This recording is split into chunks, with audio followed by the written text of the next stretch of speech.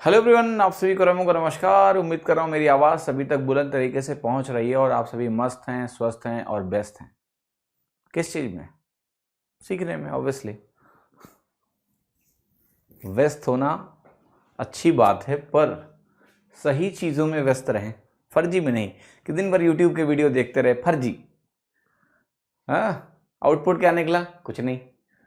YouTube के video जीवन भर देख सकते हो आप, हाँ, पर कुछ ऐसा करो कि पहले जीवन जो है सर्वाइवल प्रोसेस के लिए बढ़िया से तैयार हो जाए।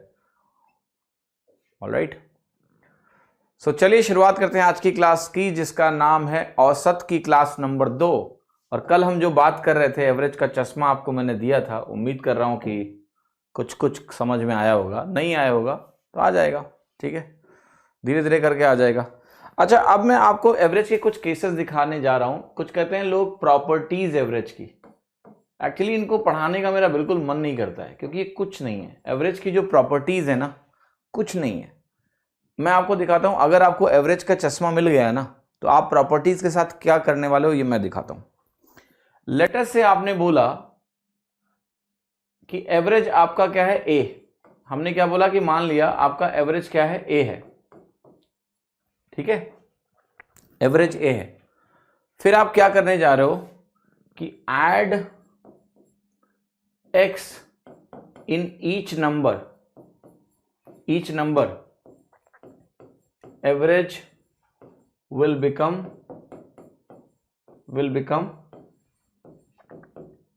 a plus x। ठीक है, कि सब में अगर x जोड़ोगे तो एवरेज a प्लस एक्स हो जाएगा। अब देखो ये कितना आसान है। अगर किसी ग्रुप का एवरेज a है तो जरा इसको एवरेज का चश्मा लगाकर देखिए, क्या दिखाई देगा तुमको? तुमको दिखाई देगा a dot dot dot a। अब ये कह रहा है ना, तुम सब में ना x जोड़ दो। तुम सब में जरा x जोड़ दो, जोड़ो जरा, a plus x, A plus x, A plus x. क्या अगर आपको ऐसा दिखेगा तो आप बोलोगे नहीं कि आपका एवरेज ए प्लस एक्स है? यस। तो अगर सारे नंबरों में तुमने x जोड़ दिया तो अगर तुम एवरेज का चश्मा लगा के देखोगे तो सबके पास a ऑलरेडी है और तुम सबको x x और दे दो। ओके, किसको किसको बराबर मैं सुनाई और दिखाई दे रहा हूं? जरा बोलो इसमें। सबको मैं दिखाई दे रहा हूं प्रॉपरली? क्योंकि मेरे साइड से इशू होगा तो किसी को नहीं दिखाई देगा। अगर किसी को भी दिखाई दे रहा है तो आई एम ओके, मैं आगे बढ़ूंगा। प्लीज कंफर्म करिए सबको मेरी आवाज आ रही है, सबको मैं प्रॉपरली दिखाई दे रहा हूं, प्लीज।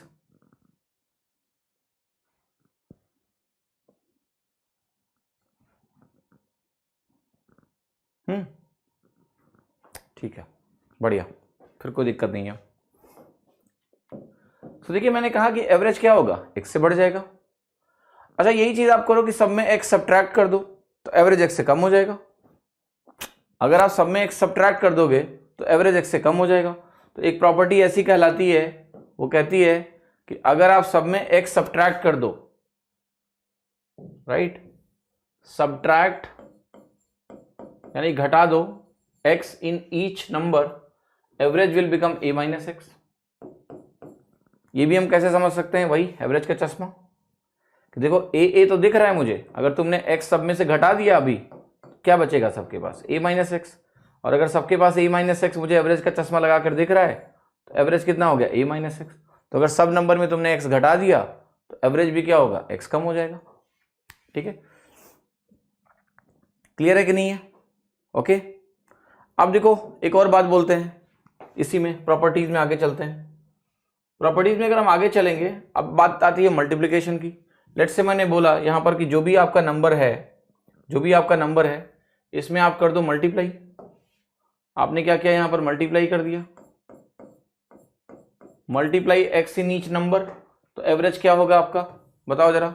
अगर आपने सबको मल्टीप्लाई कर दिया, एवरेज का चश्मा लगाकर सब ए दिख रहे थे और तुमने एक्स से सबको मल्टीप्लाई कर दिया, तो अगर तुमने एक्स से सबको मल्टीप्लाई कर दिया तो एवरेज क्या हो गया तुम्हारा? एक्स टाइम्स ए। एवरेज भी एक्स टाइम्स हो गया। सब नंबर को तुमने एक्स टाइम्स किया तो एवरेज भी एक्स गुना हो गया। ठीक है, क्लियर? समझ में आई मेरी बात कि नहीं? तो ये वैल्यू हो गई एक्स टाइम्स ए। अच्छा ये बताओ, अगर मैंने मल्टीप्लाई किया है, अगर मैं इसको डिवाइड कर दूं x से तो क्या होगा? तो मैंने बोला कि सबको ना डिवाइड कर दो, डिवाइड बाई x। सो अगर सबको डिवाइड कर दोगे तो क्या होगा? डिवाइड करोगे तो क्या होगा जरा बताओ। तो आपने कहा इसको कर दो डिवाइड, तो आपने कहा मैंने कर दिया divide by x, x in each number, तो सारे नंबर x से डिवाइड हो गए। अगर सारे नंबर x से डिवाइड हो गए तो नंबर क्या हो जाएगा आपका, जरा ध्यान से देखो। आपका पहले a था ऐसे, अब आपका नंबर क्या होगा? a by x dot dot dot a by x. तो एवरेज कितना हो गया? अगर एवरेज का चश्मा लगा कर दिख रहा है तो a बाई एक्स।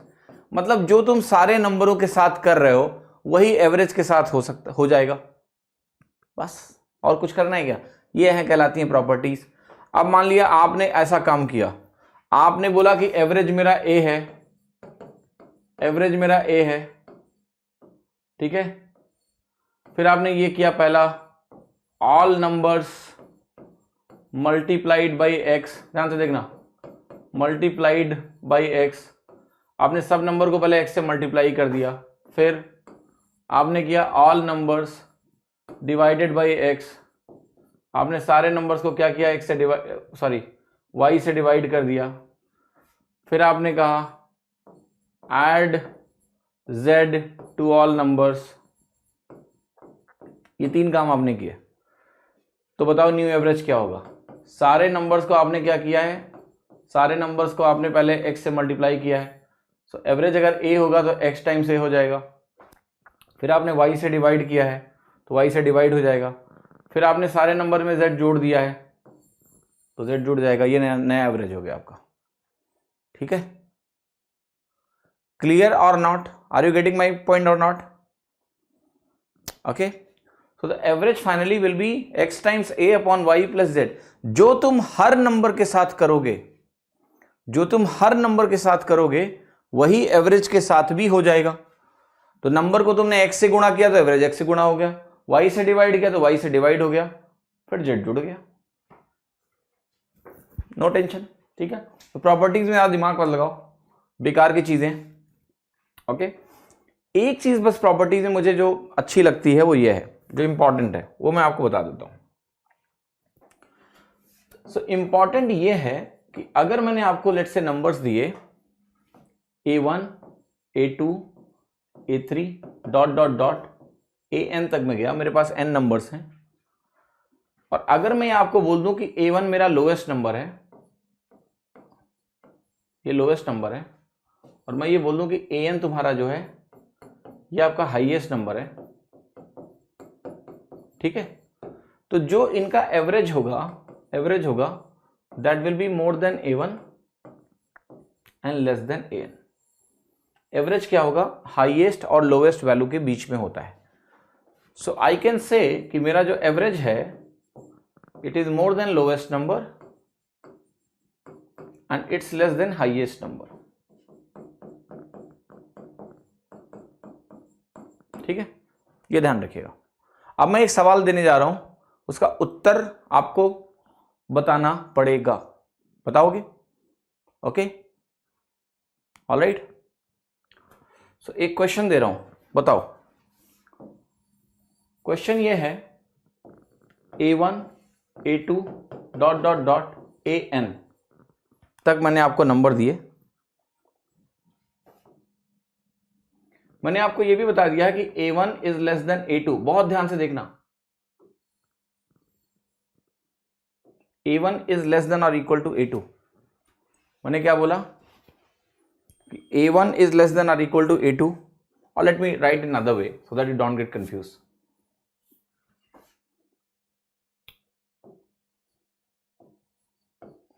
ठीक है, यहां पर मैंने a1 लिखा है, a2 लिखा है, डॉट डॉट डॉट करके an लिखा है, और मैंने आपको मान लिया बोल दिया कि आपका जो एवरेज है, एवरेज जो है that is equal to a1। मेरा जो एवरेज है वो किसके बराबर है? a1 के बराबर है। और मैं ये a भी बता रहा हूं आपको कि जो a1 है ये क्या है? लीस्ट नंबर है। Out of given number a1 is the least number. Can you tell me when this is possible? यहां मैं कह रहा हूं जितने भी नंबर दिए हैं A1 जो है उनमें से सबसे छोटा नंबर है।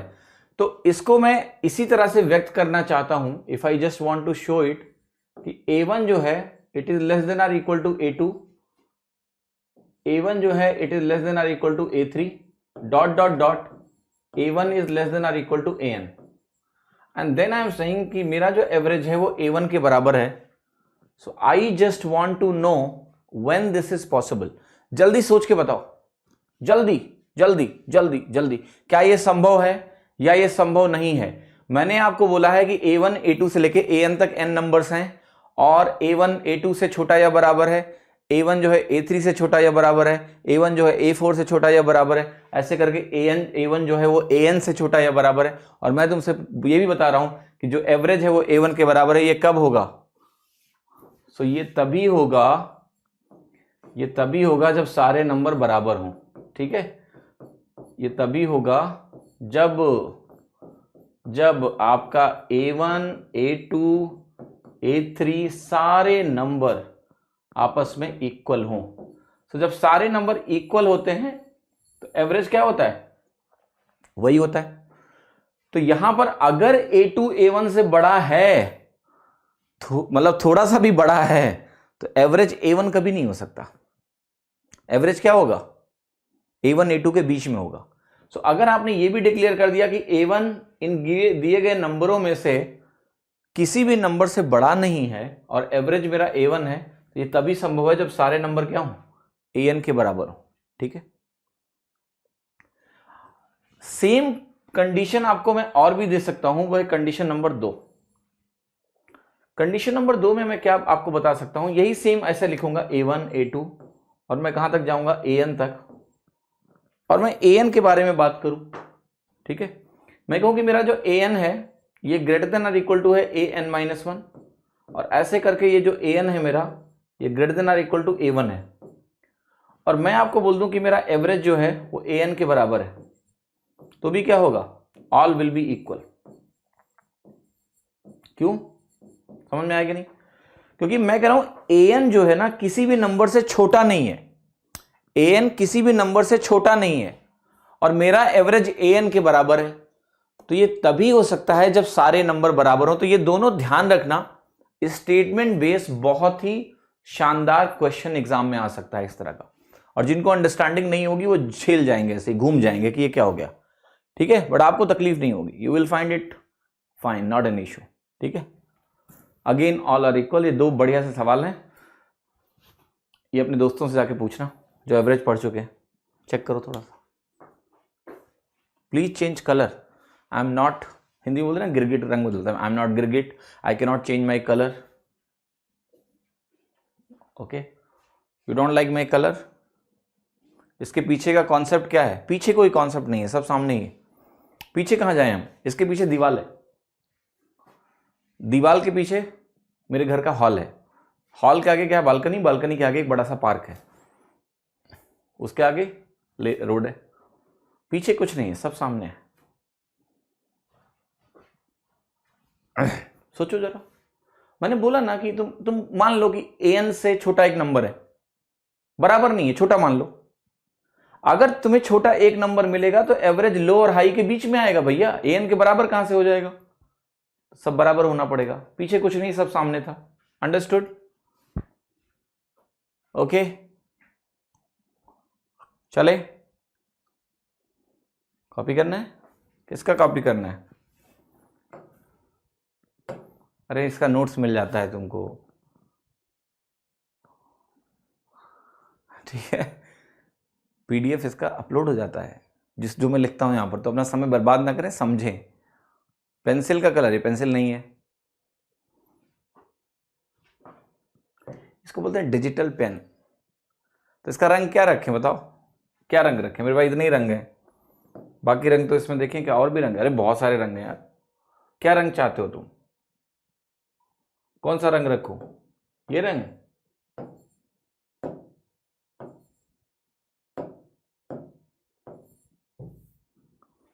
चलो कल एक काम करना, ये देखो मैं बताता हूं तुम्हें, ये ना इसको बोलते हैं हेक्स कोड।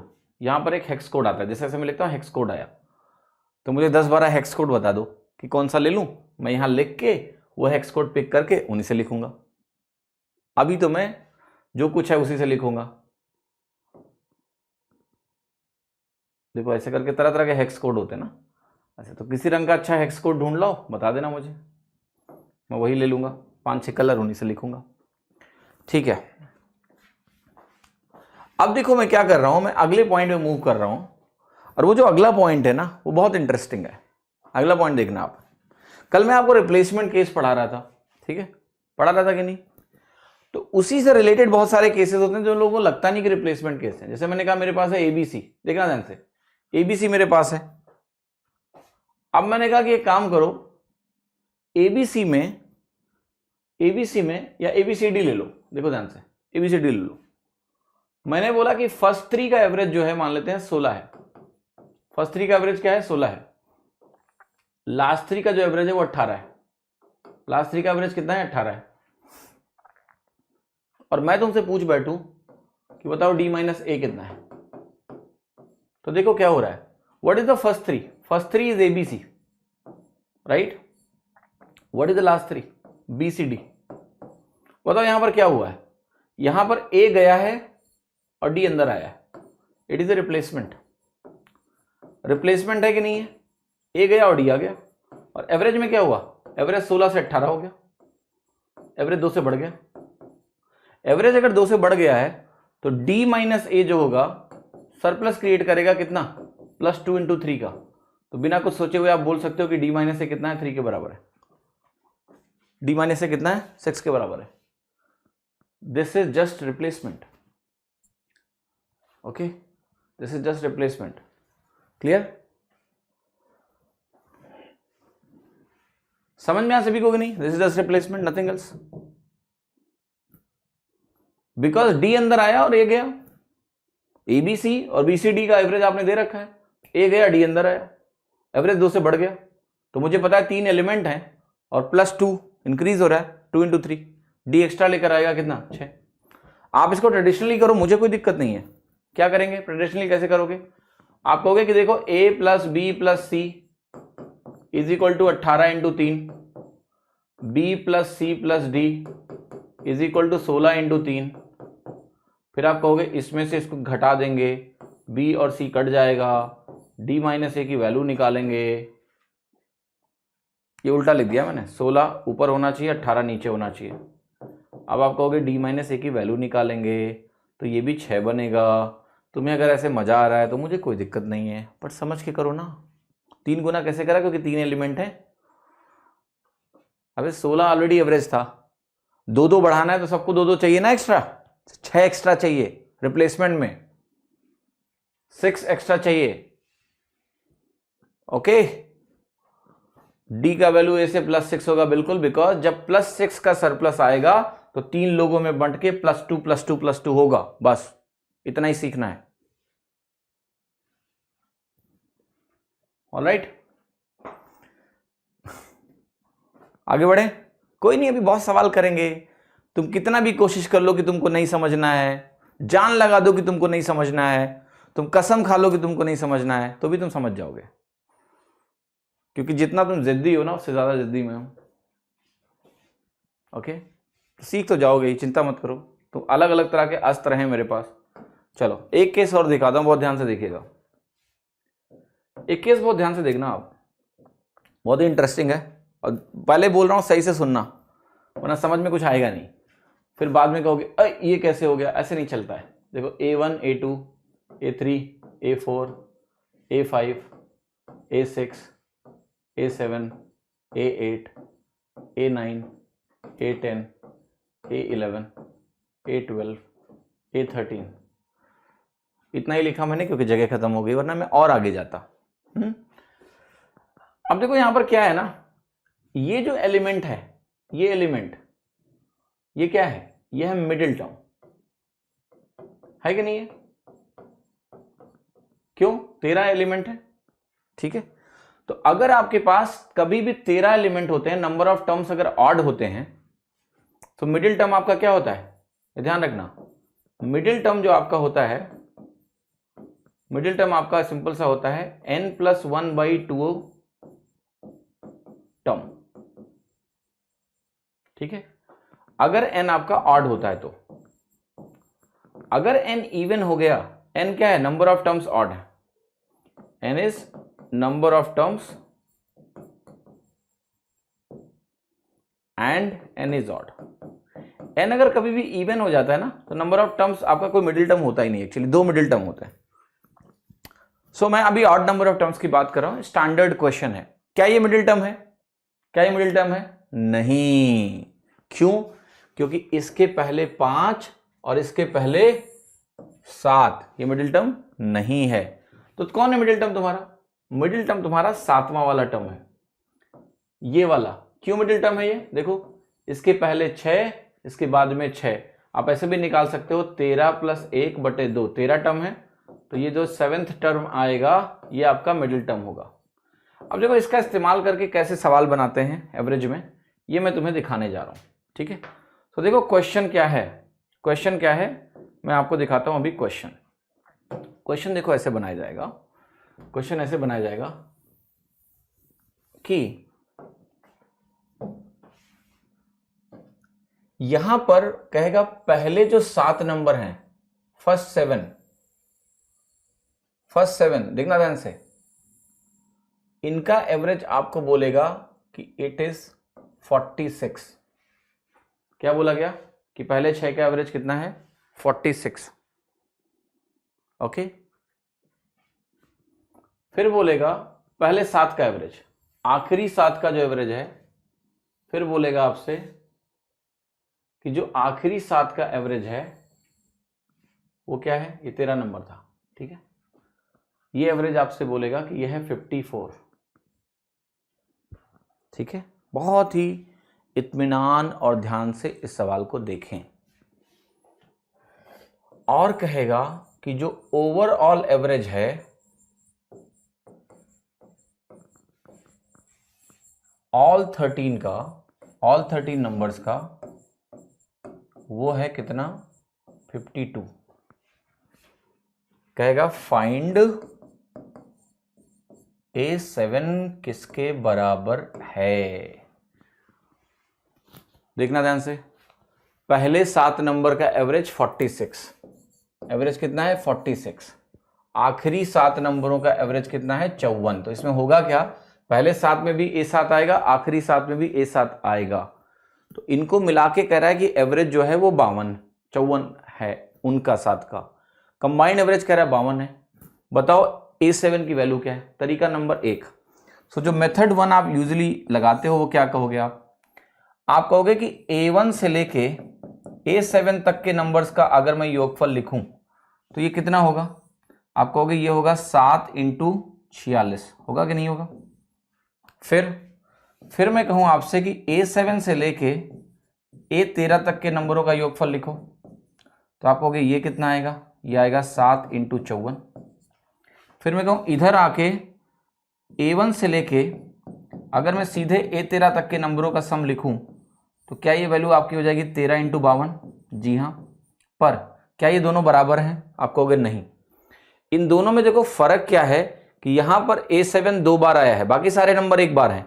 A1 से लेके A6 तक एक बार है, फिर A7 है, फिर A7 से लेके A13 तक A7 2 बार आया है। यहां जो मैंने लिखा है इसमें A7 अभी एक ही बार आया है, तो मुझे यहां A7 क्या करना पड़ेगा? जोड़ना पड़ेगा, ठीक है। अब आप इसको कैलकुलेट करोगे तो आप कहोगे A7 की वैल्यू अल्टीमेटली क्या बनेगी? 7 × 46, मैं 7 कॉमन ले लूँ अगर, तो ये 46 हो गया और ये 54 हो गया, -13 × 52, ठीक। अब देखो ये कितना हो गया? 46 और 54 कितना हो गया? 100 × 7, 700, -13 × 5 = 65, 650 और 26 676। क्या ये वैल्यू 24 के बराबर होगी? यस। तो ये है चुपचाप ट्रेडिशनल तरीका लगाया, जो नॉर्मल तरीका है, और 24 आया। तो प्रैक्टिस करके ये भी ध्यान रखो कि आप सीधा ये स्टेटमेंट लिख पाओ कि अगर मेरे पास ऑड नंबर ऑफ टर्म्स हैं और मिडिल टर्म का भी एवरेज शुरुआत से लेकर दिया हुआ है और यहां से आखिरी तक का एवरेज दिया है, तो सीधा आप A7 लिख सकते हो कि ये जो 2 ग्रुप्स हैं उनके एवरेज का सम माइनस सारे का सम, तो A7 की वैल्यू आ जाती है। अब देखो, अब आपके अंदर थोड़ी समझदारी है तो मैं उसका इस्तेमाल कर लेता हूं। मैं ऐसे इस सवाल को नहीं कराऊंगा, क्योंकि ये सवाल देखो अभी आपको ठीक लग रहा होगा, अगर डेटा थोड़ा सा टेढ़ा मेढ़ा दें डेसिमल में तो कैलकुलेशन अननेसेसरी ज्यादा हो जाती है इसमें। अब मैं आपको दिखाने जा रहा हूं कि आप इसको कैसे सोच सकते हैं। A7 को निकालने का एक तरीका जो अल्टरनेट है, पर उसको सोचना पड़ेगा और समझना पड़ेगा। देखो मैंने आपको ये बोला कि मान लिया मेरे पास जो नंबर है A1 से लेके A7 तक के, इस A7 को मैं A7 लिखूंगा, अगला जो A7 है इसको मैं A7 डैश बोलूंगा। मुझे पता है दोनों सेम नंबर ले रहे हैं, दे आर सेम, बट मैं इसको A7 डैश लिख रहा हूं ताकि तुम कंफ्यूज मत हो जाओ। सो A1 से लेके A7 तक के जो वैल्यूज का एवरेज है वो कितना है, 46 है। A7 डैश जो मैंने लिखा है इसकी वैल्यू A7 के ही बराबर है, पर मैंने A7 डैश लिखा है केवल ये समझाने के लिए कि आपको कंफ्यूजन क्रिएट अभी ना हो। यहां पर मैंने लिखा है इसका एवरेज कितना है, 54 है।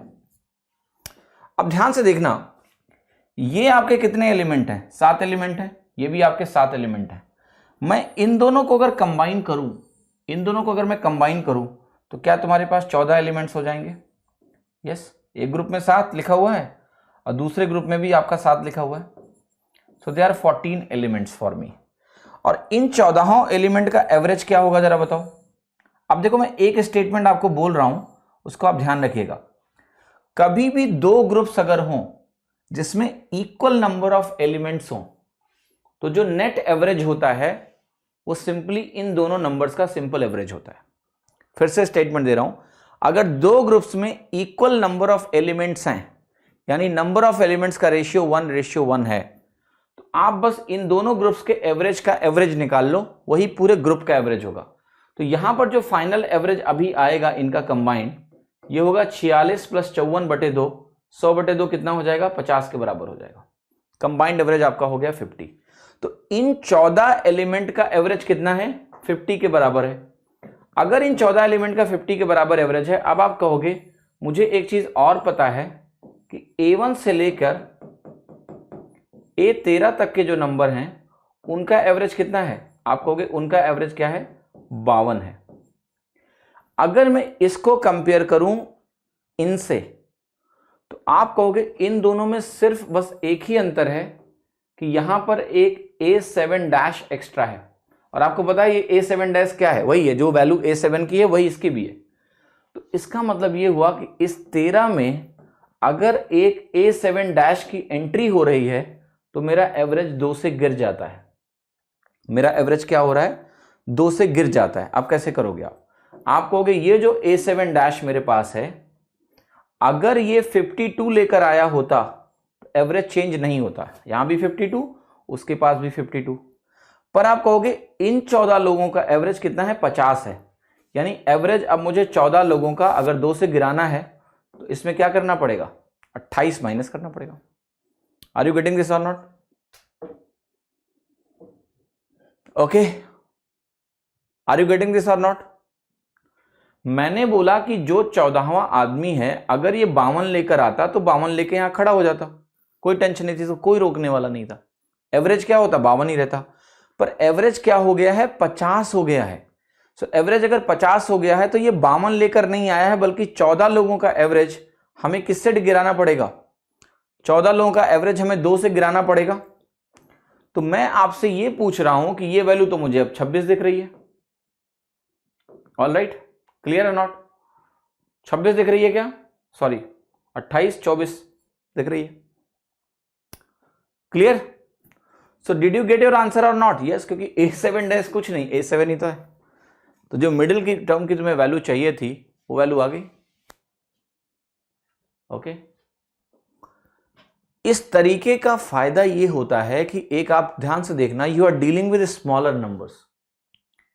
वहां पर you are doing multiplication, here we are doing nothing, we have done something plus something by 2, और फिर एक नंबर की एंट्री करा के देख रहे हैं कि वो नंबर कितना है। तो यहां पर आपकी कैलकुलेशन कम होगी और आप मेंटली कर पाओगे। ओके, 2 से क्यों गिराया, क्योंकि 52 को 50 करना है। सवाल में दिया हुआ है कि इस कंप्लीट ग्रुप का एवरेज कितना है, 50, 46 और 54 का एवरेज 50। तो मुझे 52 नहीं रखना है एवरेज, A7 डैश डाल के मुझे एवरेज 50 करना है, 50 एवरेज करना है। तो सवाल क्या हो गया कि 13 लोगों का एवरेज 52 है, टीचर आया या कोई नया बच्चा आया और एवरेज 2 से गिर गया, तो बताओ वो नया बच्चा जो आया उसकी वैल्यू कितनी है? कितनी है? 24।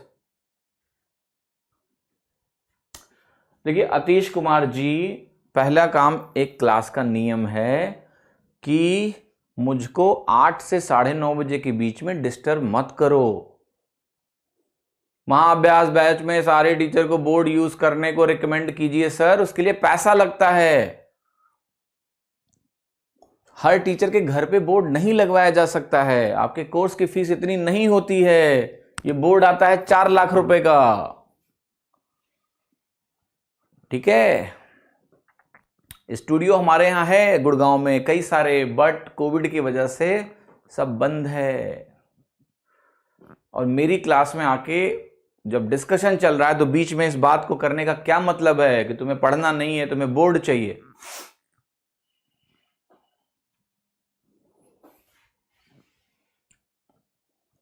So the last warning to Atish, if you disturb me again ever, I'll get you blocked from the class, because I don't like people who are not here to learn. Okay, चलें आगे बढ़े।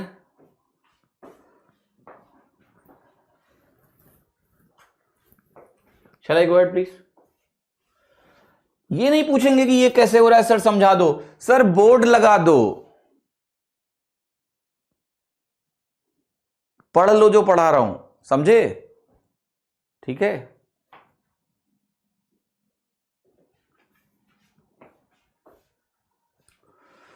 कोई नहीं, कुछ लोगों का time pass नहीं होता ना घर पे, तो आ जाते हैं क्लास में, ठीक है। हमें क्या, हम बेइज्जती करेंगे? बोलने दो, ब्लॉक करवा दूंगा मैं कुछ दिनों में। मेरा टारगेट पता क्या होता है शुरुआत में, जब कोई भी बैच स्टार्ट होता है तो, कि जिनको नहीं पढ़ना है उनको दूर रखना क्लास से, ठीक है। वो कुछ दिन में नहीं आएंगे, देखना आप, चिंता मत करो। बोलो सवाल, किसको समझ में नहीं आया पूछो यार, बताता हूं मैं। मैंने बोला एक एक्स्ट्रा एलिमेंट है इसमें और एवरेज हो गया 50, 52 से हो गया 50, ठीक है। एवरेज हो गया 52 से 50, 2 गिर गया ना। अगर 2 गिर गया तो मुझे 14 लोगों का 2 माइनस करना पड़ेगा ना। ये कितनी बार कल करा चुका हूं मैं, कल की क्लास करी नहीं तुम लोगों ने। अब ये सवाल क्या है? ये सवाल ये है कि 13 एलिमेंट है, एक की एंट्री हुई, एवरेज 2 से गिर गया। अब ये इसका आंसर मैं नहीं बताऊंगा, ठीक है। कल क्या कर रहे थे? डोंट बिहेव लाइक क्लास 1 का student, you are not a class 1 का स्टूडेंट, ठीक है। चलो आगे बढ़ो, दूसरा एग्जांपल देता हूं इसी में।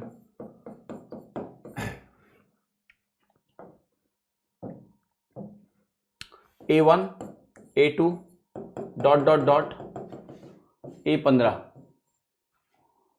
A8।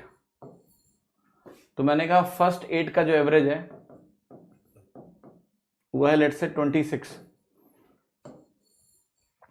लास्ट 8 का जो एवरेज है वह है 24, ठीक है।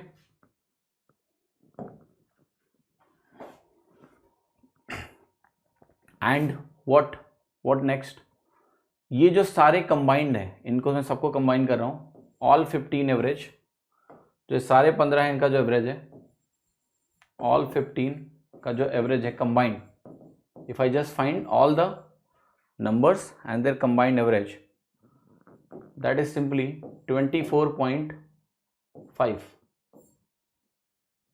ठीक है। find A8, what is the value of A8? चले आगे बढ़े, फाइंड इट आउट प्लीज।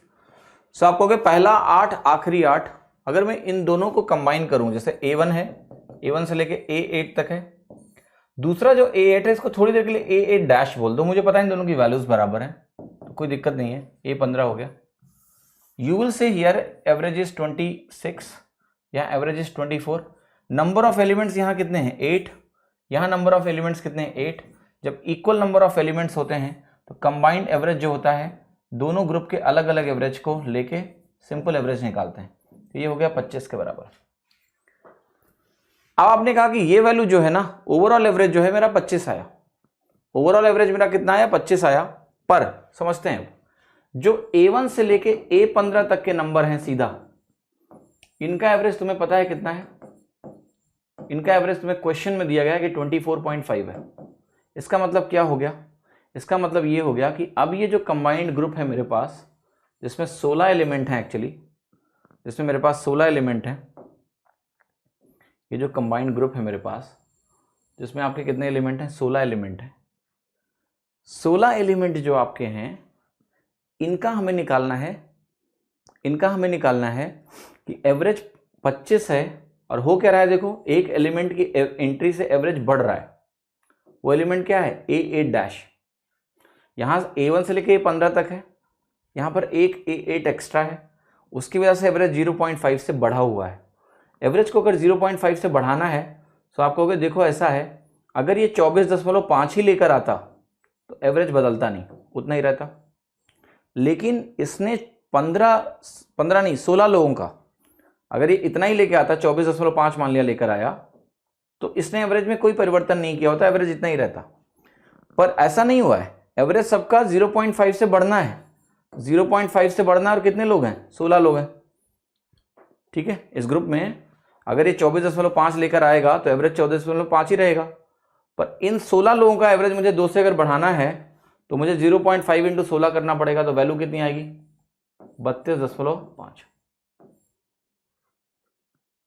ठीक है, 32.5। क्या इसको हम ट्रेडिशनली कर सकते थे? बिल्कुल कर सकते थे। कैसे आप करते? आप कहते A8 की जो वैल्यू होगी, ये होगी 8 एलिमेंट का जो एवरेज है 24 + 26, तो ये 16 एलिमेंट्स का टोटल हो गया, माइनस जो 15 एलिमेंट का टोटल है वो है 15 इंटू 24.5। यहाँ से भी कैलकुलेट करो, यही आएगा। तो ये कितना हो गया? 50 8 400 माइनस 15 दूना 30 300 माइनस 15 चौका 60 minus 7.5। Just calculate it, 100 40 7.5 32.5। So इस मेथड में कोई प्रॉब्लम नहीं है, ठीक है। If you can write final step, even you can use that. I just want to show you this alternate approach also, कि क्वेश्चंस को आप डेविएशन से, सरप्लस से भी सॉल्व कर सकते हैं, कंसिडरिंग कि entry of new element is happening here. 32.5 क्यों हुआ, वही तो मैं तुम्हें समझा रहा हूं इतनी देर से। आप इस सवाल का मुझे उत्तर दो कि 15 लोगों का एवरेज 24.5 है और 16 लोगों का एवरेज 25 है, तो ये जो एलिमेंट है जो एक्स्ट्रा है उसके कंपैरिजन में उसकी वैल्यू क्या है? अदर वे मैं ये कह रहा हूं कि एक एलिमेंट A8 डैश की एंट्री से एवरेज 0.5 से बढ़ रहा है, तो बताओ A8 डैश की वैल्यू क्या है? कल से यही तो हम कर रहे हैं, कल से हम यही तो कर रहे हैं। राजू कह रहे हैं कि क्या A8 डैश से ही सबकी वैल्यू बढ़ानी है? जी हां, क्योंकि नया आदमी कौन है? A8 डैश, बाकी तो पहले से मौजूद हैं, उनके साथ तुम क्या कर लोगे? कुछ नहीं। जो पहले हैं उनके पास तो जो था वो तो ऑलरेडी डिस्ट्रीब्यूट करके देख लिया ना कि 24.5 आ रहा है। जो नया आया है उसी से तुम उम्मीदें रखोगे, पुराने से क्या उम्मीदें? उनका तो ऑलरेडी एडजस्टमेंट करके एवरेज पता है हमको। जो नया आया है, जो नया आया है, जो नया आया है, वही तो ज्यादा लेकर आएगा, तभी तो एवरेज बढ़ेगा। ऐसे और कैसे बढ़ेगा? इसको मेंटली कैसे करें? You do everything mentally only, right? The only thing is that you use pen also. तो मेंटली तो कर रहे हो, और क्या कर रहे हो तुम? 8वां आया उसकी वैल्यू निकाल रहे हो, अब इसको तुम मेंटली कर लो तो मेंटली हो गया। बड़े फालतू के सवाल करते हो आप लोग कभी कभी, किसको मेंटली कैसे करें? ये कौन सी बात हुई? हम लोग क्या कर रहे हैं? नॉन मेंटली कर रहे हैं इसको, ठीक है। कैसे कर रहे हैं हम लोग? दिमाग तो लग रहा है ना, तभी हो रहा है। चले आगे बढ़े। 2 नंबर कॉमन हो तो कहां 2 नंबर कॉमन हो गया? 2 नंबर कॉमन होगा, 2 नंबर, अभी सवाल लगाने दो। 2 नंबर कॉमन होगा तो 2 नंबर की बात करेंगे, 2 नंबर की एंट्री होगी, उसमें क्या दिक्कत है? लॉजिक तो हमेशा स्केलेबल होता है भैया। 2 नंबर कॉमन हो गए तो हम कहेंगे 2 नंबर की एंट्री हो गई। 2 नंबर की एंट्री कल नहीं पढ़ी थी हमने 2 नंबर की एंट्री कल नहीं पढ़ी थी। ओके, 1 लाओ, 2 लाओ, 3 लाओ, 10 लाओ, क्या फर्क पड़ता है? हो जाएगा। चलो आगे बढ़ो आगे बढ़ो आगे बढ़ो, वरना तुम लोग हैंग हो जाओगे और फिर निकल नहीं पाओगे। ठीक है, अब मैं तुम्हें कुछ सवाल कराने जा रहा हूँ। ठीक है, बट उसके पहले 2-3 चीजें और देख लो। छोड़ो, देखो एक नंबर है मेरे पास 1, ध्यान से देखना। एक नंबर है मेरे पास 2, 3, 4, 5, 6, 7। इसको क्या बोलते हो आप? इसके आप बोलते हो कॉन्जिक्यूटिव नेचुरल नंबर्स। बोलते हो कि नहीं बोलते हो? यस, ये कॉन्जिक्यूटिव नंबर्स हैं, वो भी नेचुरल नंबर्स। इनको हम बोलते हैं क्रमागत प्राकृतिक संख्याएं। प्राकृतिक संख्याएं, ठीक है। तो एक समय मेरी हिंदी की राइटिंग इतनी अच्छी हुआ करती थी ना कि पूछिए मत। अभी सोच सोच के लिखना पड़ता है, वो फ्लुएंसी भी खत्म हो गई है। पहले मैं अक्षरों को ऐसे लगता था अखबार में छप के आया है। ठीक है, ऑलराइट, ये हो गया क्रमागत प्राकृतिक संख्याएं। फिर मैं आपके सामने कुछ नंबर लिख रहा हूं, 1, 3, 5, 7, 9, 11, 13 ... इनको हम बोलते हैं कॉन्जिक्यूटिव ऑड नंबर्स।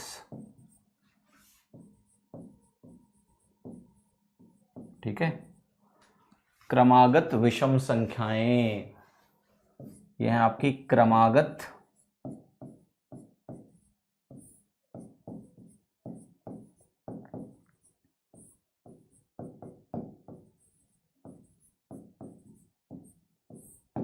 ठीक। अब देखो 2, 4, 6, 8, 10, 12 ... ये हैं आपकी कॉन्जिक्यूटिव इवन नंबर्स।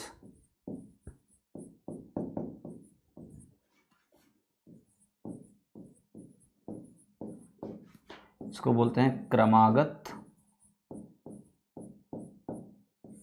सम संख्याएं। ठीक है, सम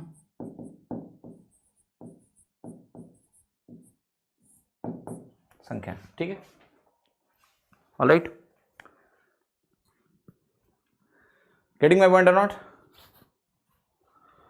ऑलराइट, सो देखो यहां जो मैंने लिखा है consecutive natural numbers, consecutive odd numbers, consecutive even numbers. तो यहां पर हमने किया क्या है कि हमने यहां 1 से शुरुआत करी है। यहां हमने विषम संख्या में 1 से शुरुआत करी है, सम संख्या में हमने 2 से शुरुआत करी है। बट कोई जरूरी नहीं है कि ये 1, 2 से शुरू हो, ये कहीं से भी शुरू हो सकते हैं। अगर मैं आपके सामने लिखूं 7, 9, 11, तो ये भी आपकी क्रमागत विषम संख्याएं हैं। अगर मैं लिखूं 8, 10, 12, ये भी आपकी क्रमागत सम संख्या है। अगर मैं आपके सामने लिखूं 4, 5, 6, ये भी आपकी क्रमागत संख्या है। बट अगर मैं 1 से शुरू कर रहा हूं, मतलब मैं बात कर रहा हूं बिल्कुल शुरुआत से, पहले नेचुरल नंबर से, मैं इसको बोलूंगा फर्स्ट। अगर मैं इसको ले जाके n तक ले जाऊं तो मैं इसको बोलूंगा फर्स्ट n नेचुरल नंबर्स, पहली n प्राकृतिक संख्याएं, फर्स्ट n नेचुरल नंबर्स। ठीक है, ध्यान रखना, अगर मैं शुरू से शुरू कर रहा हूं तो ऐसे इसको हम बोलेंगे first n odd numbers. First n odd numbers कब? जब हम 1 से शुरू कर रहे हैं, पहले ऑड नंबर से स्टार्ट करा पॉजिटिव। और अगर हम इसको शुरुआत से 2 से शुरू कर रहे हैं तो ये हमारा हो जाता है फर्स्ट n इवन नंबर्स। कोई जरूरी नहीं है कि क्रमागत संख्या को शुरुआत से ही लिखा जाए। हो सकता है हम 20 से लिख रहे हम 4 से शुरू करें, क्या दिक्कत है? ठीक है, 4 से शुरू करेंगे, 4, 6, 8, 10, 12। हम यहां शुरू करेंगे 5, 7, 9, 11, ये भी क्रमागत है।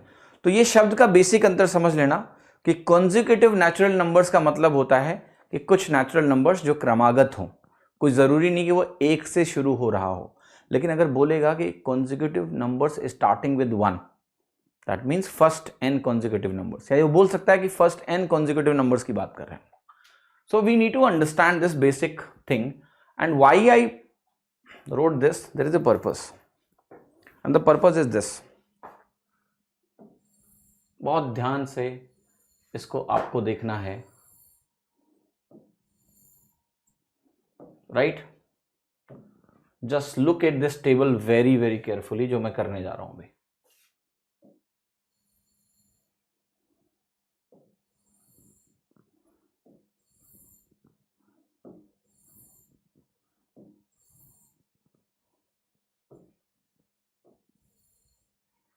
देखो आंसर, मुझे एक्चुअली में इतना ही चाहिए बस।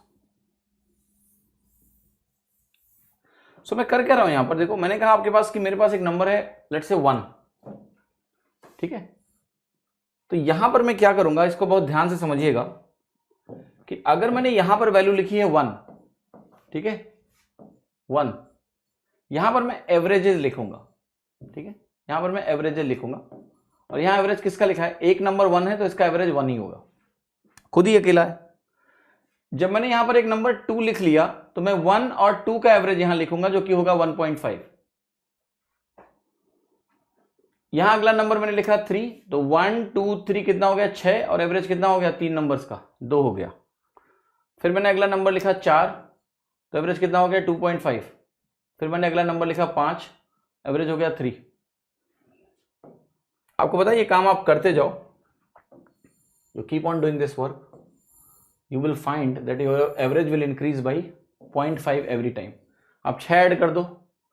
आप ऐसे सोचते हो कि जब मेरे 6 की एंट्री हुई तो एवरेज 3 था, ये 3 से 3 ज्यादा लेकर आया है, और वो 6 लोगों में बांटोगे तो 0.5 और बढ़ जाएगा 3.5, ठीक है। यहां जाओगे तो नंबर आप लिखोगे 7, तो यहां हो जाएगा 4। यहां आप जाओगे तो 8वां एक नंबर ले आओ 8, एवरेज हो गया 4.5। आप ले आओ 9, एवरेज हो गया 5। आप ले आओ 10, एवरेज हो गया 5.5।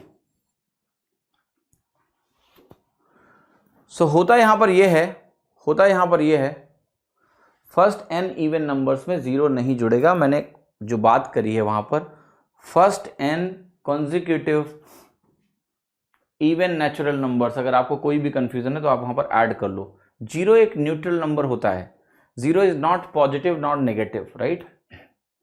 तो यहां पर एक टर्म मैंने नहीं लिखा है, वो आप लिख लो। We are talking about natural numbers, ठीक है।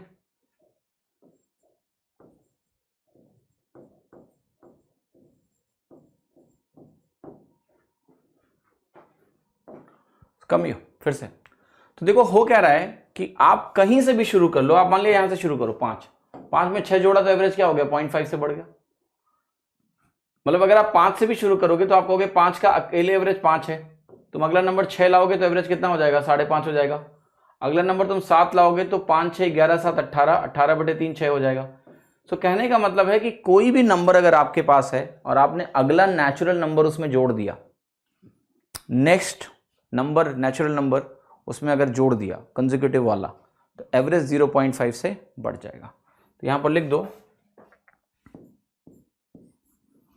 कि if we have set of consecutive natural numbers,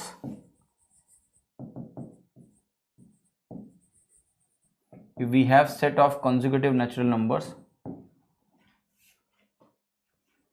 and we add and with addition of next consecutive natural number, average increases by 0.5। Average क्या होगा 0.5 से बढ़ जाएगा, ठीक है। एवरेज आपका 0.5 से इंक्रीज कर जाएगा। जैसे ही कोई set of consecutive natural numbers हैं और अगला नंबर आपने जोड़ा, एक नंबर तो 0.5 से बढ़ जाएगा, 2 जोड़ दोगे तो 1 से बढ़ जाएगा, 3 जोड़ोगे 1.5 से बढ़ जाएगा, 4 जोड़ दोगे तो एवरेज 2 से बढ़ जाएगा, लाइक दैट, ठीक है।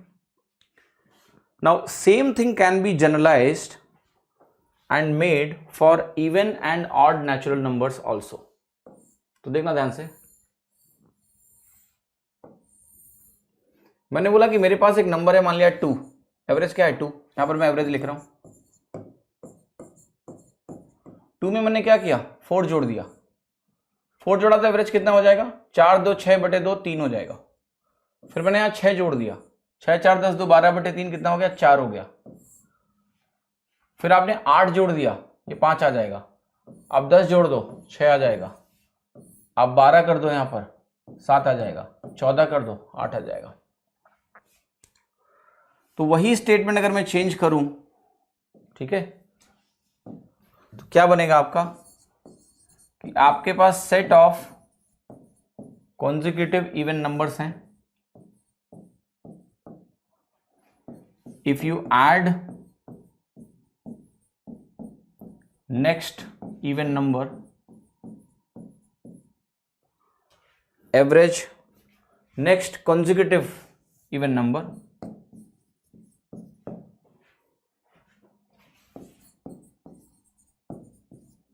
average increases by 1, right? This pattern is also applicable for consecutive odd numbers। मतलब सेम चीज क्या होती है आपकी कॉन्जिक्यूटिव ऑड नंबर्स में भी होती है। अगला कॉन्जिक्यूटिव ऑड नंबर जोड़ो, एवरेज 1 से बढ़ जाएगा। ठीक है, क्लियर आपको कि नहीं, समझ में आ गया सभी को? Okay, is it clear?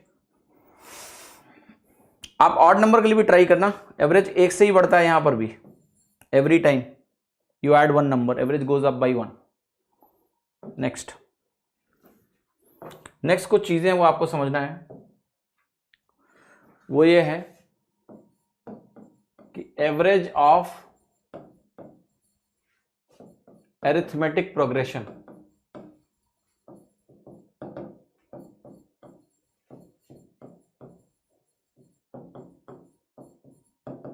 देखो, अरिथमेटिक प्रोग्रेशन को हिंदी में बोलते हैं समांतर श्रेणी। ठीक है, समांतर श्रेणी क्या होती है, एक सेकंड में समझा देता हूं। देखो, कभी भी कोई नंबर अगर ऐसा हो a, अगला नंबर उससे d ज्यादा हो, अगला नंबर उससे d ज्यादा हो, अगला नंबर उससे d ज्यादा हो,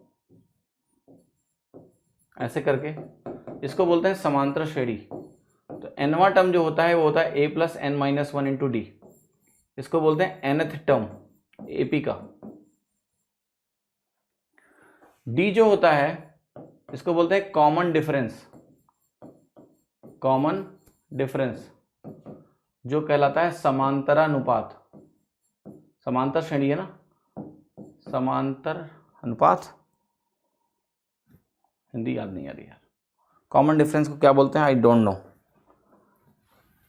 समांतरानुपात तो शायद कुछ और होता है, ठीक है, कॉमन डिफरेंस बोलते हैं।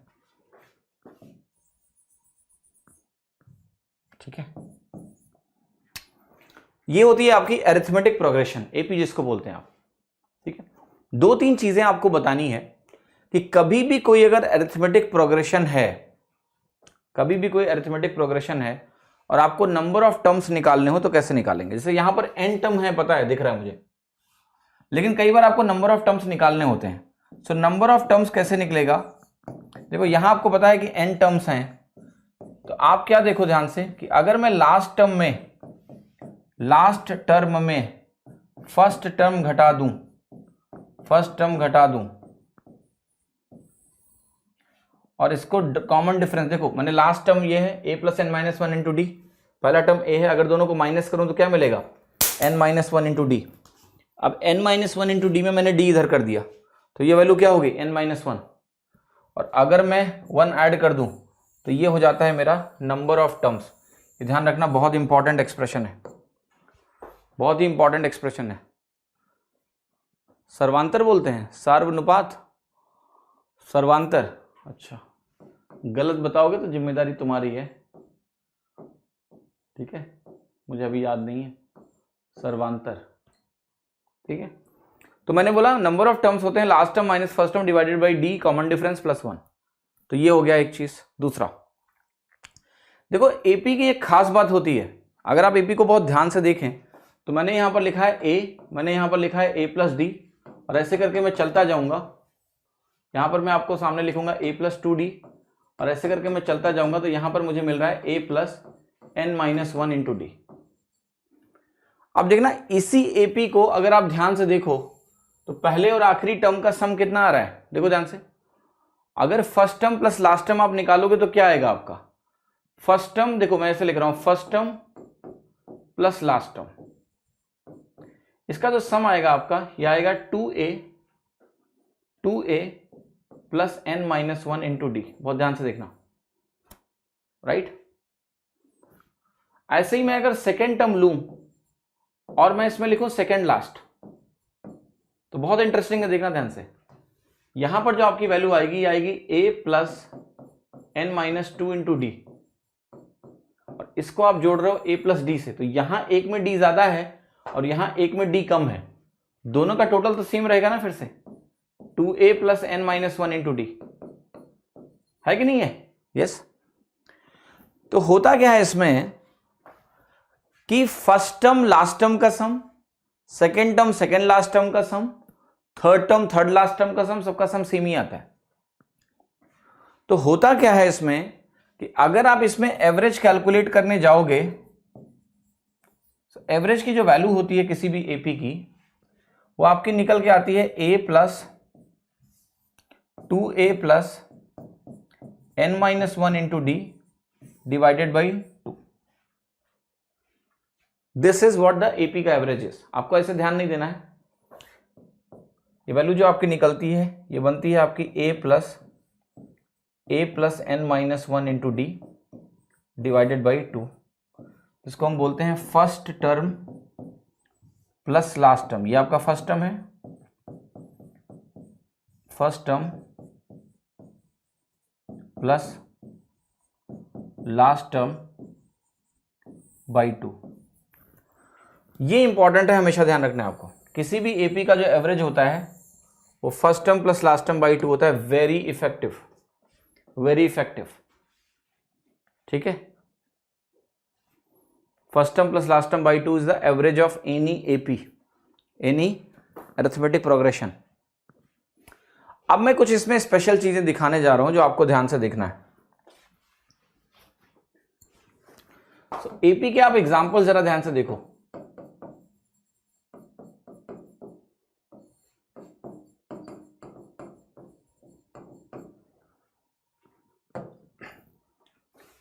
वन टू थ्री फोर 5, ये क्या है? AP। This is AP where first term is 1, last term is 5, ठीक है। What's average? Average will be 1 plus 5 by 2, that is equal to 3, ठीक है। AP क्यों है? क्योंकि एक जोड़ने से ये आया, एक जोड़ने से ये आया, एक जोड़ने से, every term is get you can get by adding 1। मैंने आपके सामने नंबर लिखा 1 2 3 4 5 और 6, इसका एवरेज निकालना है। AP है, आपने कहा एवरेज इसका होगा 1 प्लस 6 बाई 2, 7/2 कितना हो गया? 3.5। सो AP का एवरेज निकालना बड़ा आसान है, first term plus last term by 2, right. Let me give you an example. मैंने आपको नंबर दिया 22 26 30 34, ऐसे करके चलते गए, ठीक है, चलते गए। यहां लिख दिया मैंने 146।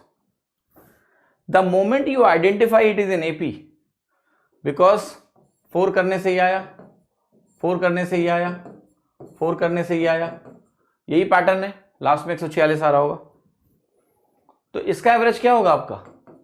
जैसे ही तुमने देखा कि AP है, एवरेज हो गया आपका first term plus last term divided by 2, 22 plus 146/2, 22/2 11 हो गया, 146/2 कितना हो गया? 73, जोड़ दो कितना आ गया? 84, ठीक है। समझ में आएगा नहीं? Is it difficult? So easy. So once you identify AP, average is over. Okay, it's over. Average is first term plus last term by 2. But मैं तुम्हें कुछ और भी दिखाना चाहता हूं. देखो ध्यान से.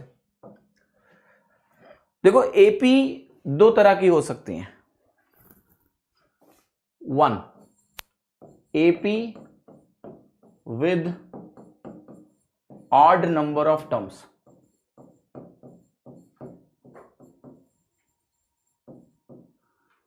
AP with odd number of terms. देखना ध्यान से.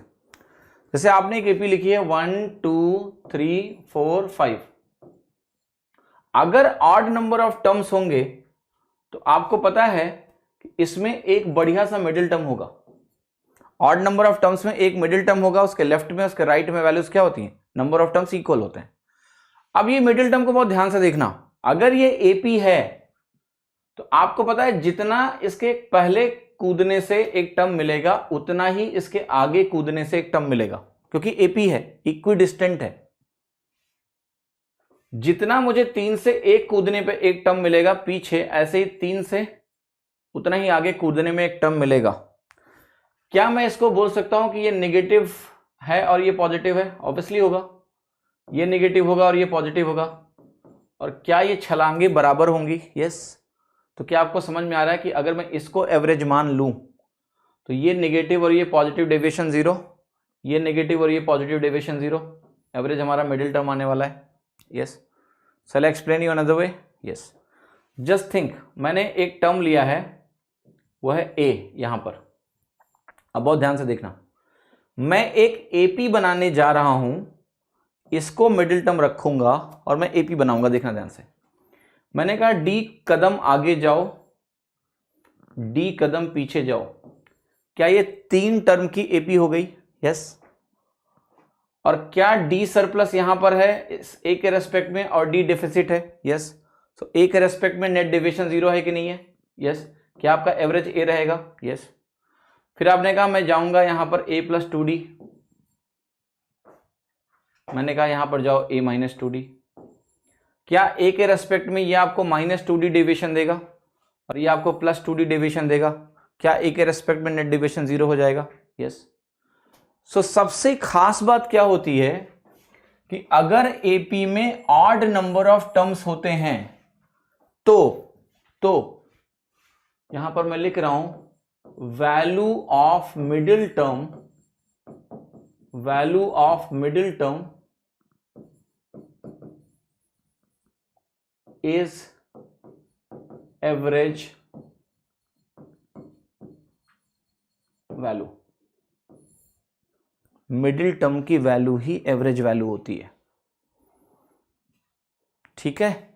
क्योंकि जैसे ही तुम मिडिल टर्म पकड़ोगे उसके लेफ्ट में जितना डेविएशन तुम्हें मिलेगा राइट में उतना ही मिलेगा, क्योंकि एपी है. So deficit surplus with respect to middle value balance हो जाएंगे. तो ध्यान रखना कि जब भी किसी एपी में ऑड नंबर ऑफ टर्म्स हो तो मिडिल टर्म उसकी वैल्यू एवरेज होती है. It's one of the term. Middle term कैसे फाइंड आउट करेंगे वो भी बता दिया तुमको मैंने, कि अगर n टर्म्स हैं और n ऑड है तो n प्लस 1/2 जो टर्म होता है वो मिडिल टर्म होता है. अभी थोड़ी देर पहले बताया था मैंने. और अगर 5 टर्म लिखे तो तुम्हें दिखाई दे रहा है कि ये मिडिल टर्म है. 7 लिखे होंगे तो तुम्हें दिख जाएगा कौन सा मिडिल टर्म है. ओके, टेंशन नहीं लेने का. ऑलराइट. अब आप कहोगे कि what about even number of terms. देखो ऐसा है, इवन नंबर ऑफ टर्म्स अगर होते हैं ना तो कुछ फायदा नहीं होता है. सोच सकते हैं वहां भी. इवन नंबर ऑफ टर्म्स में एपी में प्रॉब्लम क्या होती है, ये 2 मिडिल टर्म मिलते हैं, इनका एवरेज निकाल लो. 3 2 5/2. अब आप कहोगे ये निकालने से अच्छा है हम ये ना निकाल लें, first plus last by 2, 5/2. Simple. Because there are 2 middle terms. 2 middle term अगर होते हैं दोनों तो एवरेज नहीं हो सकते, इनका एवरेज फाइनल एवरेज होता है. उससे बढ़िया है first term plus last term by 2. ठीक है, first term plus last term by 2 निकाल लेंगे. That's simple and easy to observe. कोई टेंशन नहीं होनी चाहिए. अब मैं आपके सामने कुछ लिखने जा रहा हूं. लिखने ये जा रहा हूं sum of first n natural numbers, प्रथम n प्राकृतिक संख्याओं का योगफल। तो देखो आप कहोगे इसका मतलब आप चाह रहे हो कि मैं 1 + 2 + 3 से लेके n तक के नंबरों का सम निकाल दूं। मैं कहूँगा हाँ। क्या ये नंबर्स एपी में हैं? यस। क्या इनका एवरेज है? आप कहोगे एवरेज इनका है n+1/2 first term plus last term by 2। मैंने कहा ये तो एवरेज है, मुझे सम निकालना है। सो आप कहोगे एवरेज को अगर नंबर ऑफ टर्म से मल्टीप्लाई कर दो तो सम आ जाएगा। तो ये होता है n+1/2, जिसको आपने बचपन से रट रखा है। ठीक है। And what is average of first n natural numbers? Average of first n natural numbers is first term plus last term by 2 यानी n+1/2। क्लियर है? समझ में आया कि नहीं? तो ये चीज आपको ध्यान रखनी होगी क्योंकि इसका इस्तेमाल होता है, बट ये ध्यान रखना ये फर्स्ट n का होता है, किसी का नहीं कि बीच में शुरू हो गया और तुमने लगा दिया इसको। First n natural numbers. Point number 2, average of average बाद में, पहले लिखो sum of squares of first n natural numbers.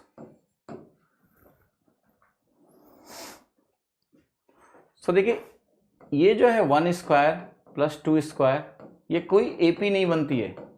ठीक है, इसका जो फॉर्मूला है ये आपको रटना पड़ेगा, क्योंकि इसका प्रूफ अगर मैं करवा भी दूंगा तो उससे तुम्हें कुछ हासिल नहीं होगा, कोई वैल्यू एडिशन नहीं है इसके प्रूफ में, इसलिए उसको आपको करने की जरूरत नहीं है। सम रटना पड़ेगा आपको। Sum of squares of first n natural numbers ये होता है। और अगर मैं यही पूछूं कि इनका एवरेज क्या होता है, तो जाहिर सी बात है एवरेज आप क्या करोगे, n डिवाइड कर दोगे। n डिवाइड कर दोगे तो मिलेगा आपको n+1 इंटू 2n+1/6। एवरेज रटना मत, सम ध्यान रखना, n से डिवाइड करके एवरेज अपने आप आ जाता है। ये जीपी है, ऐसी बात मत करो। ठीक है, ऐसी बात मत करो। Ignore Y, what do mean by ignore Y? देखो ऐसा है, समझो महाराज, are you doing PhD of maths? No. What you are doing is either you are learning logic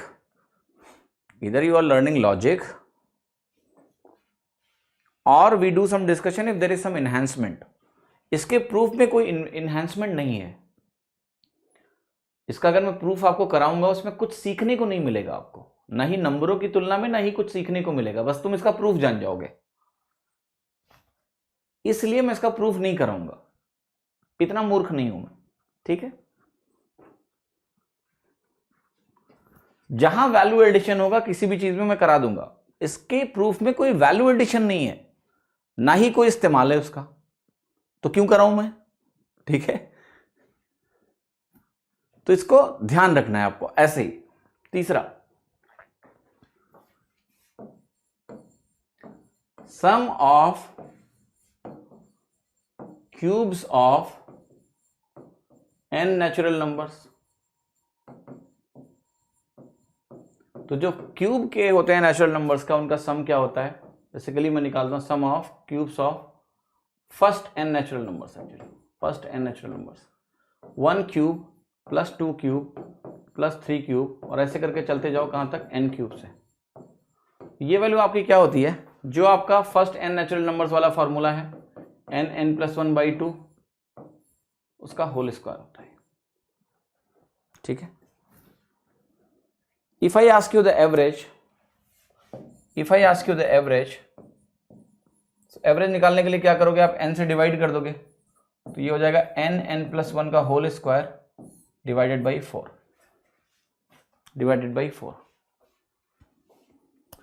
अच्छा, रितुल ने कहा कि मैंने इसका प्रूफ बीएससी में सीखा। बिल्कुल, ये बीएससी की मैथ है भाई, अगर हम इसके प्रूफ में चले गए तो। Okay, point number 4, sum of first n odd numbers, average of first n odd numbers। इसको बहुत ध्यान से देखना। आपने कहा पहले n odd numbers जो हैं वो है 1, 3, 5, 7 और ध्यान से देखना nवा जो odd number होगा आपका वो 2n - 1 होगा। आप कहोगे ये कैसे निकाला? nवा इवन नंबर क्या होगा? 2n। पहला इवन नंबर 2 है, 2 × 1। दूसरा इवन नंबर क्या है? 2 × 2। तीसरा इवन नंबर क्या है? 2 × 3। चौथा इवन नंबर क्या है? 2 × 4। तो nवा इवन नंबर क्या है? 2 × n। और nवा ऑड नंबर कैसे निकलेगा? पहला ऑड नंबर कैसे निकलता है? 2 - 1। दूसरा ऑड नंबर कैसे निकलता है? 4 - 1। तो जो इवन नंबर है उसमें एक कम करते हैं बस। तो nवा जो ऑड नंबर होगा वो nवें इवन नंबर से एक कम होगा, इसलिए 2n - 1। अब मैं कहूंगा बताओ इसका एवरेज क्या है? आप कहोगे एवरेज होता है first term plus last term by 2। Average तुम्हारा क्या हो गया? n। और एवरेज अगर n हो गया, सम कितना हो गया? n × n नंबर और n एवरेज n स्क्वायर। बड़ी इंटरेस्टिंग चीज है, पता है आपको? Sum of n odd numbers is n square. एक ऑड नंबर का सम क्या है? 1। दो ऑड नंबर का सम क्या है? 4, जो कि 2 का स्क्वायर है। दो ऑड नंबर तो 2 का स्क्वायर सम आया। तीन ऑड नंबर लो, 1, 3, 5, 5, 3, 8, 1, 9। तीन ऑड नंबर का सम 3 का स्क्वायर। वाह, वेरी इंटरेस्टिंग।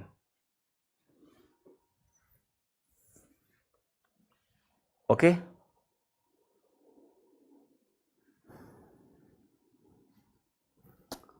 सो ये हो गया। Moving to the next point is this, sum of first n even natural numbers और average of first n even natural numbers। Let's see, आपने कहा 2, 4, ऐसा लिखोगे ना, 2, 4, 6, 2n।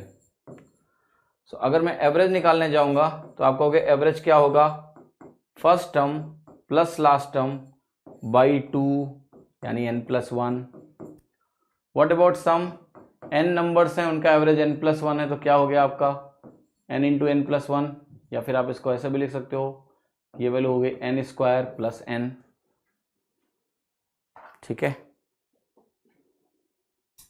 ऑलराइट। ये कुछ बातें ध्यान रखना। अब आज के क्लास की एक आखिरी महत्वपूर्ण बात, इसको समझ लोगे तो अच्छा है, नहीं समझोगे तो कोई बात नहीं, योर चॉइस।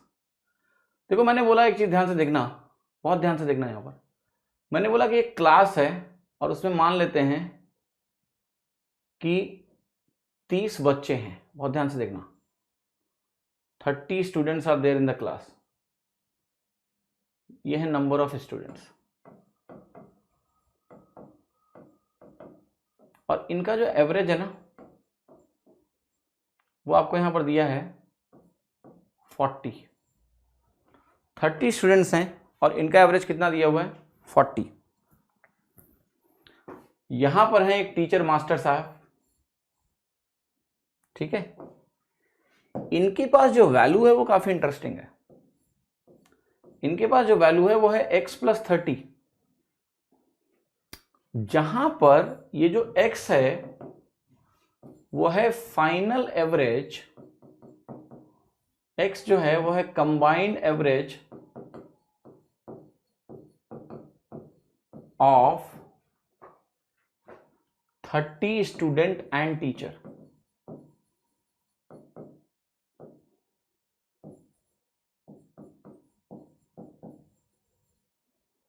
फाइंड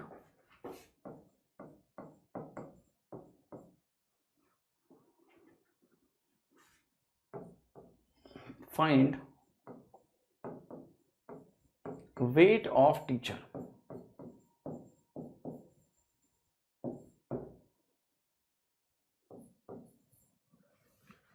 सॉल्व करिए, एक्सप्लेन करते चलिए। तो मैं क्या कर रहा हूँ, एक्सप्लेन नहीं कर रहा हूँ, कैसी बातें कर रहा हूँ, ऐसा मत बोलो, जरा जल्दी करो, मैं बोर्ड से हट गया हूँ।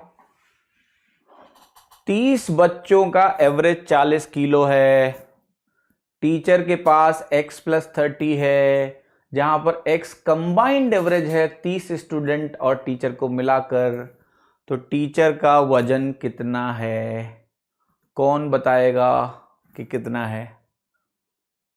41 kg का टीचर कहीं देखा है तुमने विकास?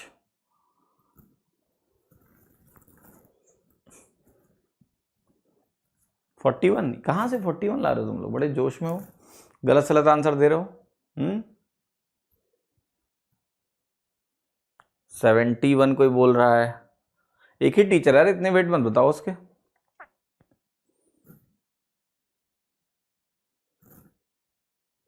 ओके, कोई कह रहा है 61 होगा,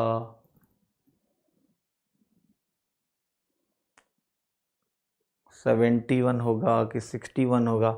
रोमा प्रियदर्शी करें 31 किलो का होगा, फिर तो बच्चा हो गया। 61 होगा, अच्छा 71 होगा। अच्छा है, तुम लोग गलत आंसर दे रहे हो, मुझे अच्छा लगता है कि कम से कम ट्रेडिशनली ट्राई नहीं कर रहे हो एटलीस्ट। ओके, 71 होगा, 35.5 होगा। Okay, quite interesting. Now understand why I took this question. चश्मा लगाना सीख नहीं पाए तुम लोग। देखो, 30 लोगों के पास 40-40 ईच था। कैसे? अगर तुम एवरेज का चश्मा लगा के देखो, ठीक। फिर क्या हुआ, ये भाई साहब जो हैं टीचर, ये x + 30 लेकर बैठे हुए हैं। अब मैंने क्या किया, पहले मैं केवल चश्मा लगा के इसको देख रहा था, ठीक। फिर देखो, फिर आपने क्या किया, आपने कहा इसको भी मिलाना है और फिर एवरेज देखना है। तो आपने चश्मा लगाया नीचे से और देखा, इसको और इसको मिलाकर देखा। अब जब इसको और इसको मिलाकर देखोगे, क्वेश्चन ने बताया है कि जो x क्या है, वो कंबाइंड एवरेज है टीचर और स्टूडेंट को मिलाकर। तो जैसे ये चश्मा लगा के आप इन दोनों को देखोगे, यहां पर सिर्फ x रहेगा, क्योंकि x कंबाइंड एवरेज है इनका। तो चश्मा लगाने के बाद आपको पता है यहां पर क्या बचेगा, एवरेज के बराबर बचेगा। तो ये केवल x रहेगा, ये जो 30 है वो यहां से उठ के भाग खड़ा होगा। अब ये 30 उठ के भाग के कहां जाएगा, यहां तो कुछ नहीं रुकेगा, क्योंकि यहां x कंबाइंड एवरेज है, इतना ही रहेगा। ये 30 उठ के भागेगा तो इनके पास जाएगा और ये फटाफट सबको एक एक बांटेगा, क्योंकि एवरेज के चश्मे में सब कुछ बराबर होना चाहिए। तो हुआ यूं कि इन सबके पास हो गया 41 41 41 करके ऐसे। अब जो यहां x बचा है इसके पास, ना तो ये ले सकता है ना ही ये दे सकता है, क्योंकि यही वैल्यू एवरेज है। अब एक बात बताओ, क्या ये x 41 के बराबर नहीं होगा? Yes, this x must be equal to 41, क्योंकि यहां भी सबके पास बराबर है। ये कुछ दे नहीं सकते इसको और ये कुछ इनको नहीं दे सकता, सारा हिसाब किताब हो चुका है। तो ये अगर चश्मा लगा के इसके पास x दिख रहा है और सबके पास 41 दिख रहा है, और x मुझे पता है कि ओवरऑल एवरेज है, तो x must be equal to 41। और अगर x 41 है तो टीचर के पास वेट कितना है? टीचर का वेट है x + 30, क्वेश्चन में दिया हुआ है। 41 + 30 कितना हो गया तुम्हारा? 71 किलो। क्या समस्या है? कोई समस्या है क्या? होना नहीं चाहिए।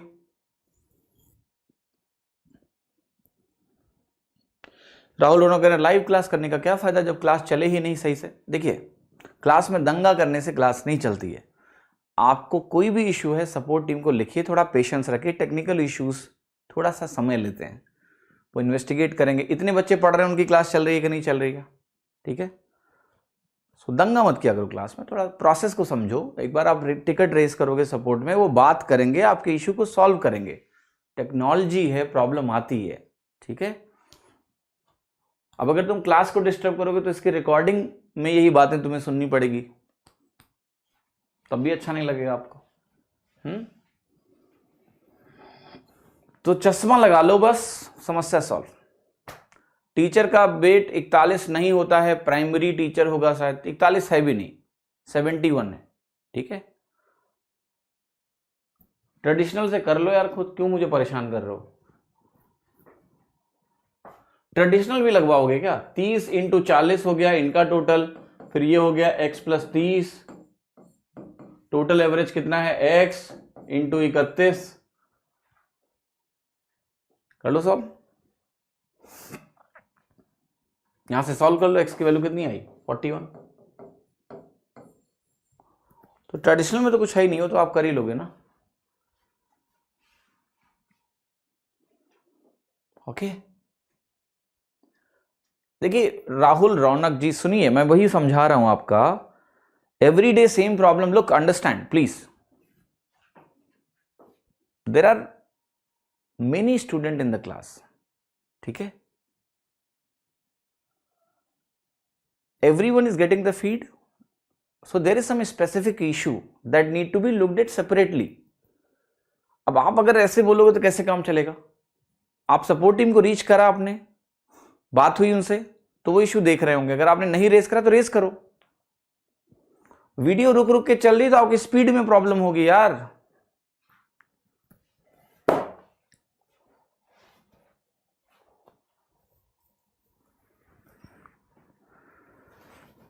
और क्लास में आके टीचर के ऊपर चिल्लाओगे तो टीचर क्या करेगा? वो तुम्हारे ऊपर चिल्लाएगा, क्योंकि वो तो पढ़ाना चाह रहा है, वो अच्छे से सिखाना चाह रहा है। तो प्रोसेस है सबका। एक सपोर्ट टीम बैठी हुई है, हमारी पूरी टेक्निकल टीम है, आप उनको रीच आउट करो यार।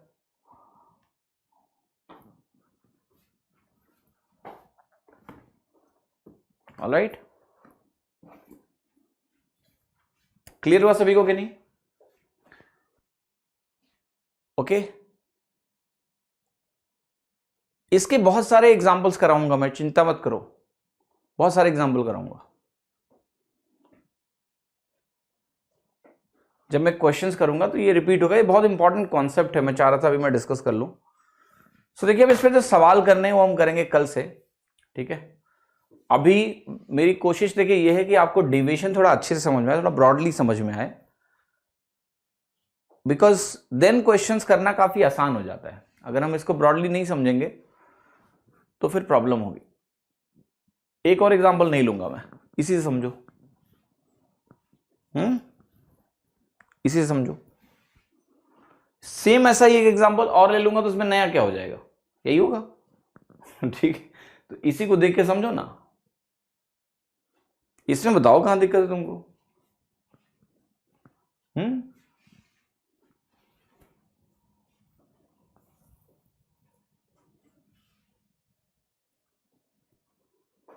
All right, any no other question you can ask me please. Question print out निकल सकता है, बिल्कुल निकलेगा। क्वेश्चन का प्रिंट आउट निकलेगा, पीडीएफ जो मिलेगी आपको। पीडीएफ का सॉल्यूशन क्लास में कराऊंगा ना मैं, पढ़ाऊंगा क्लास में कराऊंगा। 120 सवाल जो है ना क्लास में होंगे।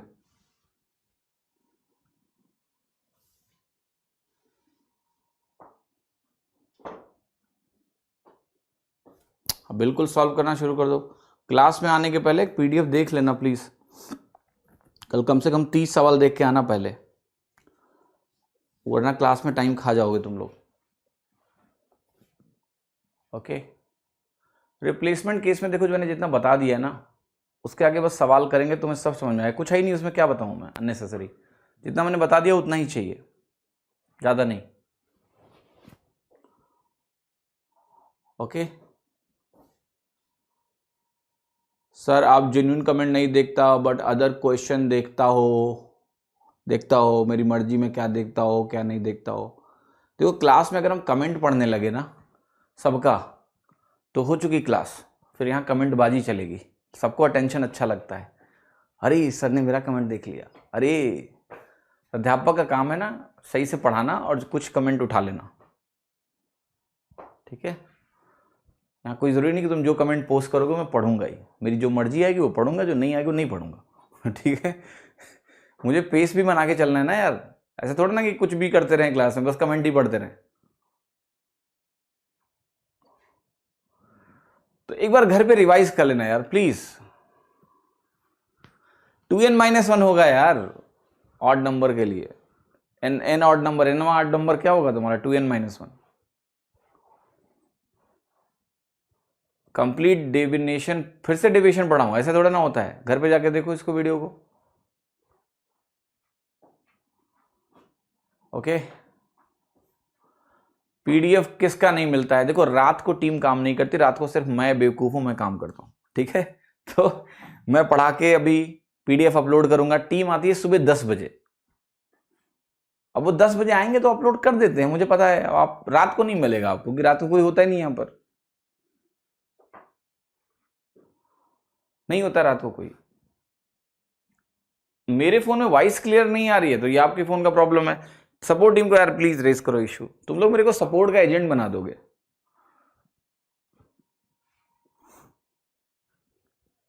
ऐसा ना करो, जितने भी इश्यूज हैं प्लीज भेज दो टीम को, they will solve it. App बहुत अच्छा चल रहा है, कुछ लोग कह रहे हैं फालतू चैट की वजह से हमारी ओरिजिनल प्रॉब्लम आप नहीं देख रहे हो। देखो ऐसा है, मैं सारी ओरिजिनल प्रॉब्लम देख लेता हूं, मैथ्स मास्टर, आप खुद ही मास्टर हो। मेरी नज़र से कोई चार्ट छूटता नहीं है, बट मुझे क्या पिक करना है क्या नहीं वो मुझे सेलेक्ट करना पड़ता है श्रीमान। अगर मैं पूरी क्लास में एक एक कमेंट पिक करने लगूंगा then I can not carry out the class, ठीक है। प्लीज कुछ कमेंट तो मैं इसलिए पिक करता हूं, I can create fun, I can give you a break because I am not a boring teacher. Okay, if you calling them फर्जी, there is a purpose for that, I pick them. बार बार यार वही चीज, मैं explanation में भी देखो मैं कितनी अच्छे से हर चीज को बताता हूं धीरे धीरे करके, सबको समझ में आया है ना। तो do not feel offended if there one any of your chart is not taken, because I can not take all charts. You post one, somebody posted one, somebody posted one, somebody posted one, it becomes hundred and thousands of chat. 10 second he back हो रहा है। कल भी बताया था कि समय लगेगा, ना फीचर डाल दिया जाएगा, वो आ जाएगा, अभी थोड़ा समय लगेगा। एवरेज फिनिश हो गया। कैसे कैसे लोग हो यार, तो अभी बात हो रही है 120 सवालों की, ये कह रहे हैं एवरेज फिनिश हो गया।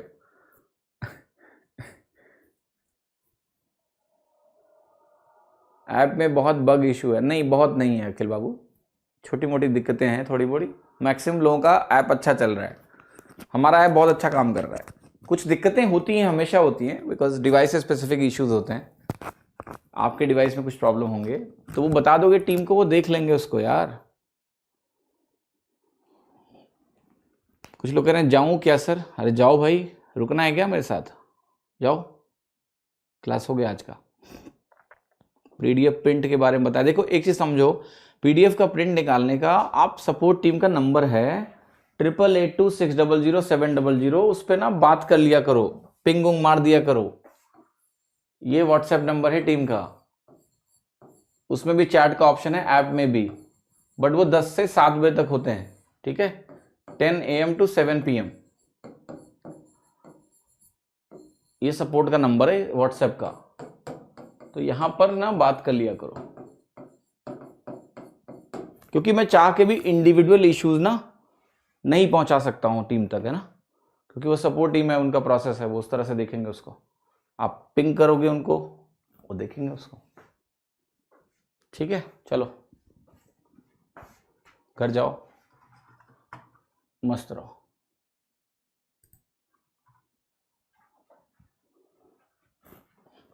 कल आना क्लास में 8 बजे शाम को।